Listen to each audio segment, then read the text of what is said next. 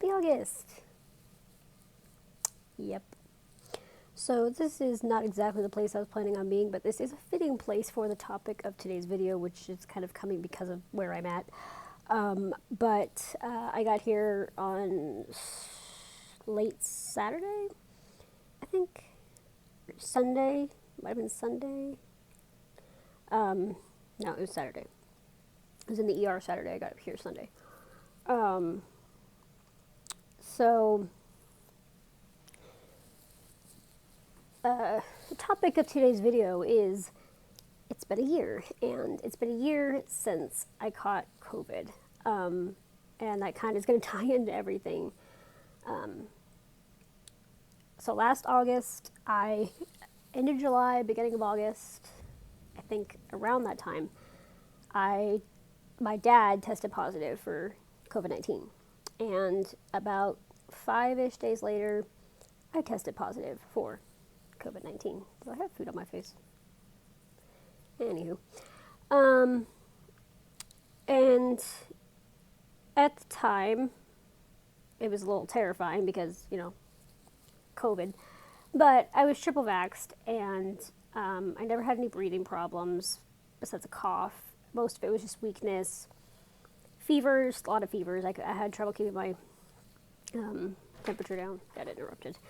Can't guarantee I'm even going to be able to upload this here because of the Wi-Fi. But anyway, about 5-ish days, the fevers, couldn't keep my temperature down. I was having trouble with that. But within about a week, the main symptoms of it were gone.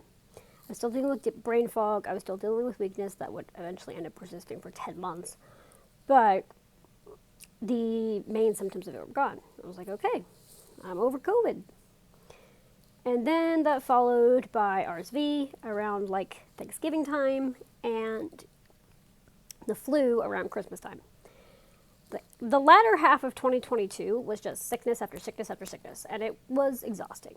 And so that by the time like the flu and everything was done and everything had rolled around, and I bring this back to COVID because I really believe COVID started it. COVID is, anyway. Everything around by January, I was having to add CF medications back that I hadn't needed for years, and I had taken a hit. And that brings me into the year since COVID. So before COVID, I had had a couple admissions for blood sugar, but not, sorry, I'm getting texts. Not anything for lungs. My last lung infection was like 2019, and besides that, it was just blood sugar. So I went a good 3 years without needing anything, and then COVID hit, and then I had so much sickness with my lungs and viruses.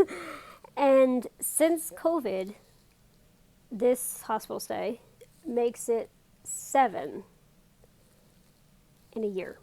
So 3 years for nothing except for 2 visits for blood sugar, and then 7 within the span of a year. Most of the time for lungs. I think there was one that was blood sugar. The rest of it was all lungs. And it's just exhausting, honestly.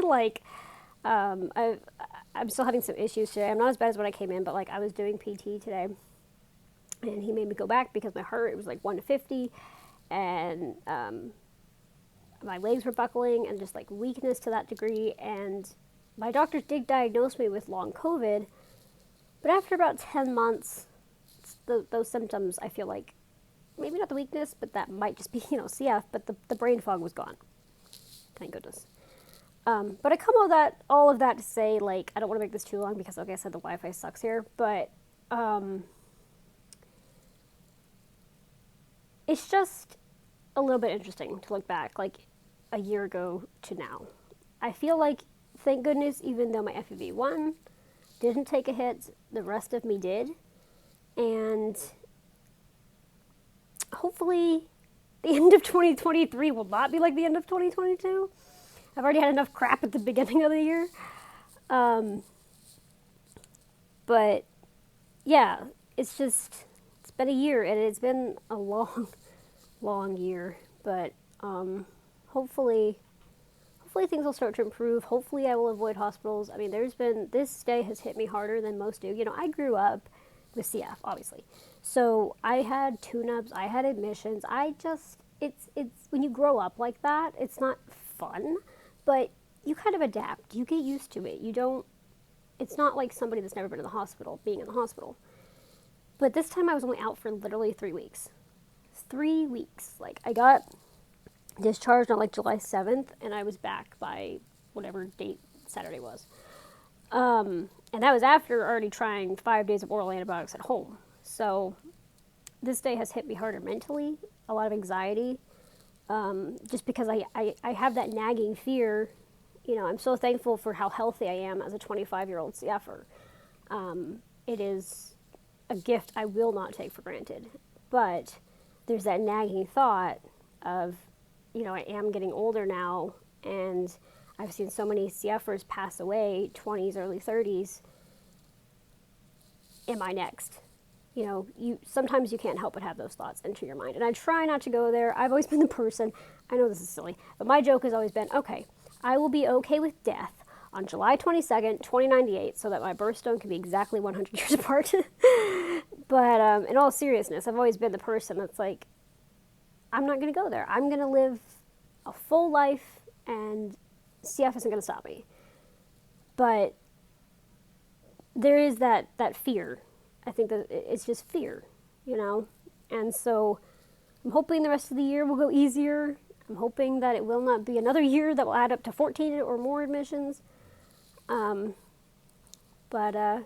you will keep fighting like heck to get back to what it was before a year ago.